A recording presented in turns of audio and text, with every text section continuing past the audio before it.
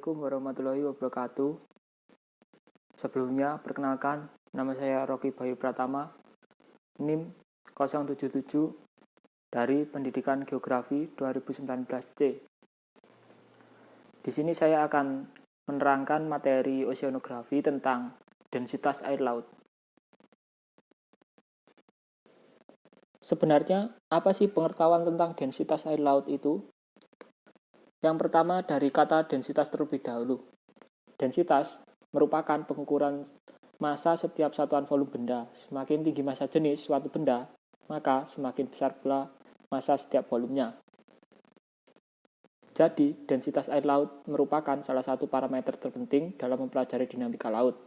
Perbedaan densitas yang kecil secara horizontal, misalnya akibat perbedaan pemanasan di permukaan, dapat menghasilkan arus laut yang sangat kuat. Densitas sendiri dikontrol oleh 3 variabel. Yang pertama, salinitas, yang kedua, temperatur, yang ketiga, tekanan atau kedalaman. Salinitas adalah tingkat kandungan garam air laut yang dihitung dalam per 1000. Yang kedua, suhu. Suhu permukaan air laut adalah suhu perairan yang memiliki jarak dekat dengan permukaan laut. Arti dari permukaan bisa berbeda, disesuaikan dengan metode pengukuran, tetapi ada di antaranya 1 mm dan 20 meter di bawah permukaan air laut. Yang ketiga, tekanan atau kedalaman. Tekanan atau kedalaman didefinisikan sebagai gaya persatuan luas. Semakin ke dalam tekanan, air laut akan semakin besar. Hal ini disebabkan oleh semakin besarnya gaya yang bekerja pada lapisan yang lebih dalam. Densitas sendiri kan dipengaruhi oleh 3 variabel di slide sebelumnya. Secara umum, densitas naik bila 1. Salinitas naik, 2. Tekanan naik atau kedalaman meningkat, 3. Temperatur turun. Densitas air laut sebenarnya terletak pada kisaran 1027 km. Untuk menyatakan densitas air laut, di mana sigma T A dalam kurung S, T, P sama dengan P buka kurung S, T, P tutup kurung min 1000 kg per meter kubik. Jadi, bisa dikatakan bahwa densitas air laut atau sigma T laut sekitar 1027 kg meter kubik min 1000 kg meter kubik sama dengan 27 kg meter kubik. Densitas berbanding lurus dengan salinitas dan berbanding terbalik dengan suhu.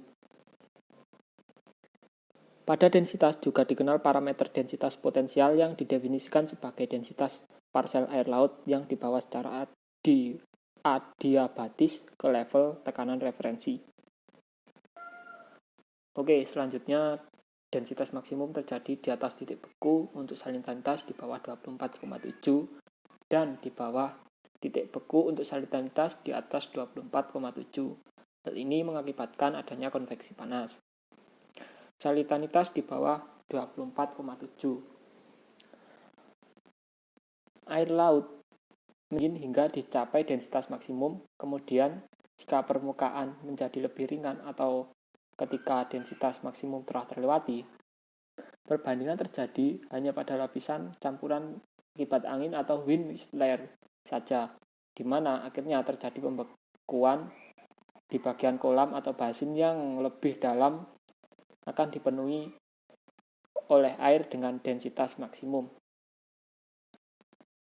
Salinitas di atas 24,7. Konveksi selalu terjadi di keseluruhan badan air.